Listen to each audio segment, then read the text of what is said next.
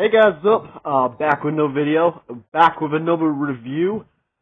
Today we are going to revisit a past review that I did back in the past. I think it was one of my first reviews I did. We're going to revisit that one because it's been a while since I watched it, so I decided to watch it today and revisit it and actually do a re-review of it, an actual to see if my opinions changed. And I think my opinions have changed on it a little bit. So today we have, BAM! We are going to review the WWE Royal Rumble from 2014. I remember back in 2021 when I first reviewed this. I think I gave it like an 8 or something. I can't remember exactly what I gave it. But I was very positive about it at the time. Because I was in a very angry place with WWE and, especially with Daniel Bryan. And because Daniel Bryan is a very heavily featured a big part of this show, and the reason for its, some people would say failure, I thought I'd revisit it because now I'm in a better place and I'm more, much more calm and relaxed, and I don't really dislike Daniel Bryan as much now. I think enough with the intro, enough with the bollocks. Let's get on with this show, shall we? Let's get on with this train wreck. It's going to be a train wreck review. I can see it coming. It's been one of those days already. So first off, we got 4 matches on the card. There's the back, just in case you wanted to see. We have 4 matches on the card, just like the Royal Rumble 2013. A pretty nice, easy to remember off the top of my head match card with 4 matches. Very easy to remember. So first off, we kicked off the Royal Rumble with the man himself, Daniel Bryan, as the Toucan, the Eater of Worlds, my favorite Bray Wyatt. This match was awesome, man. Awesome opener. Daniel Bryan, is an amazing wrestler. No matter what you want to say about him, personal feelings, whatever. He's an awesome wrestler, and him and Bray Wyatt went out there and they kicked ass, and they had an awesome opener right here. Fantastic opener, and surprisingly, Bray Wyatt won, which made me happy. Bray Wyatt won, and more things to come for Bray later in the night in another match. But awesome stuff right here. Big thumbs up opener, and I feel like that's where the positivity is going to end when it comes to this, because I feel like it's a downward scope from here, booking wise. But let's continue, shall we? Yeah, so Daniel Bryan lost to Bray Wyatt. Good opener. Up next, after that match, we had the Big Show taking on Brock Lesnar. And this was more of an angle than an actual match, or shall I say, more of a beatdown than an actual match. Brock Lesnar, of course, this was the last pay-per-view before Brock's match with The Undertaker at WrestleMania, where he famously broke the streak. So Brock was getting ready for that, I guess, and he just basically went out there and he put a hurting on the Big Show. He put a hurting, man. This was like a rematch of their match at the 2003 Royal Rumble, which was like 11 years early before that. But unlike the 2003 Royal Rumble, this match was just a beatdown. Brock Lesnar beat the shit out of his boy, this big sad giant.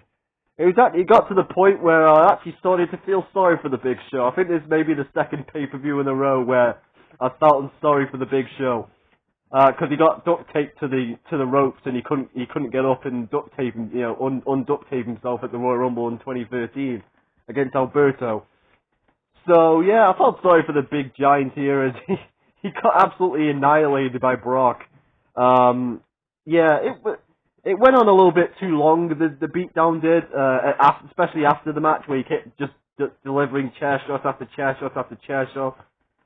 I think I could have done without a couple of them, but it was still a good beatdown. It still, it got over the point that Brock Lesnar was a killer, if you didn't know that already.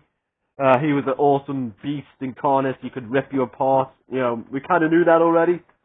But, you know, he was getting ready to take on The Undertaker at WrestleMania, so I understand why they did it, but yeah, it wasn't much of a match. It was more of a beatdown than an actual match. Anyhow, next match. This one should be entertaining. We have Randy Orton taking on John Cena for the WWE World Heavyweight Championship. Randy Orton is, of course, the champion. Cena is the challenger. Bloody hell, what do I say about this one? It was an average matchup. It was every Orton versus Cena match you've ever seen, with a little bit of a twist. The crowd didn't care about them. They wanted Daniel Bryan, which is a familiar thing you're gonna hear a lot in this review. The crowd wanted Daniel Bryan, and they started hijacking the match, chanting "We Want Divas." There was a "We Want Divas" chant, which made me laugh, especially when Randy Orton responded to that "We Want Divas" chant by posing, being a arrogant prick. Yeah, the match itself was pretty average. It was the usual John Cena versus Randy Orton stuff. You've probably seen it 5,000 times at this point with Cena and Orton. I don't know what to say about it. I really don't. Like, the fans made it better by hijacking the match. Which is probably the only time, or one of the few times I'm actually going to say that the fans hijacking a match made it better. Don't hijack matches, folks. I know you're not angry, I know you're not happy about it, but still, come on, P.O. But yeah, this match between Orton and Cena, it was, as I said, it was the same stuff you've seen before with Orton and Cena. The ending was pretty cool. It got good towards the end, where Cena and Orton hit each other's moves, like Orton hit Cena's attitude adjustment, and Cena hit Orton's RKO.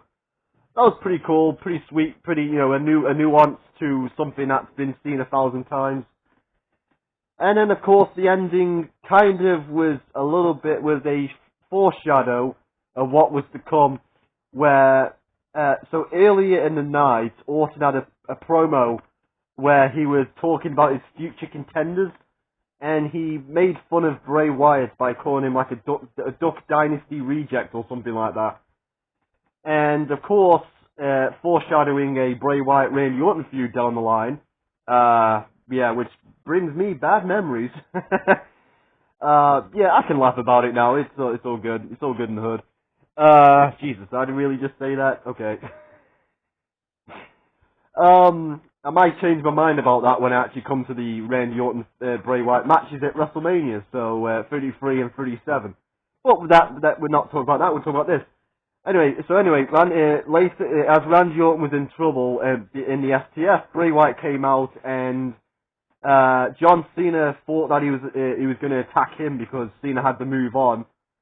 So Wyatt came out. We don't know what Wyatt's intentions was, but we kind of made it a bit clear because John Cena would punch Bray Wyatt, knocking him off the apron because Cena automatically thought that they were coming for him. That allowed Orton to hit the RKO and win. A pretty average match, but with a solid ending, and of course it set up Cena's next program with Bray Wyatt going into WrestleMania. Less say about that one, the better. It also foreshadowed a Randy Orton Bray Wyatt program down the line. Which also, less say about that one, the better. And then, of course, after the match, the Wyatts beat down Cena 3-on-1. Good beatdown. Let's move on to the next match. And of course, we had the main event. We had the 30-man Royal Rumble match. We started out with CM Punk and Seth Rollins, which was a good start. We had appearances from Kevin Nash and JBL, which were funny. Al Torito made an appearance in the Royal Rumble. Not sure how I feel about that, especially considering that the crowd wanted a certain person. Would have been. I don't know. It is what it is. The match itself, let's get to the hot topic of this pay-per-view, which is Daniel Bryan not being into the Royal Rumble, and the crowd being very disappointed. Let's just say that. That's an easy way of putting it. I feel like it's you can point fingers at both sides, like the crowd and the booking. I feel really bad for Batista and Rey Mysterio, because it wasn't Rey Mysterio's fault that Rey Mysterio was number 30 and Daniel Bryan wasn't. And I also feel bad for Batista because he came back at the wrong. It was the wrong time at the wrong. He came back at the wrong time. It wasn't his fault that Daniel Bryan was so over with the crowd. That was WWE's fault. But also, I feel like it was a bit of a blame on the crowd, especially on this night, because they announced some of the participants early in the night, and Rey Mysterio was announced for the Royal Rumble early in the night. So we kind of knew that Rey Mysterio was going to be in the Royal Rumble. So I feel like the crowd not realizing after 29 individuals that Rey Mysterio hasn't come in yet. And then, expecting Daniel Bryan to come out, even though Rey Mysterio hasn't come out yet, that kind of... It put a downer on the match, it really did. Because I feel like, especially from number 20 onwards, like the crowd was pretty pumped and pretty alright with the Royal Rumble. I think everything was going smoothly. And then at around the number 20 entrance, the crowd just started chanting Daniel Bryan. I was like, oh, okay, this is where it's starting. Like, they're expecting him now. And then from that moment on, he just went quiet for like a long time. And then they started doing the yes chant around 29 when they were expecting Bryan to come in at number 30.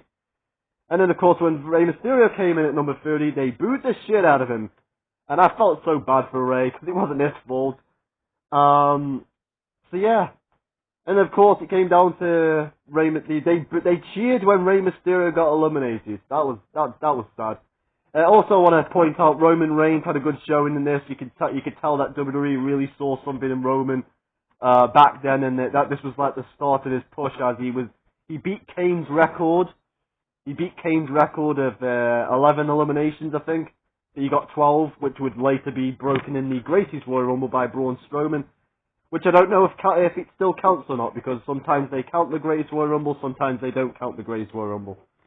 They're a weird company sometimes, WWE is, especially with their records. It benefits them. When it benefits them. Anyhow, also speaking of Kane, he was eliminated very, very early on by CM Punk. And CM Punk managed to make it all the way to the Final Four. He started out at number 1, made it to the Final Four before getting eliminated by Kane. And then Kane chokeslammed him through the announce table and ended CM Punk's career, because we never saw CM Punk on WWE television ever again.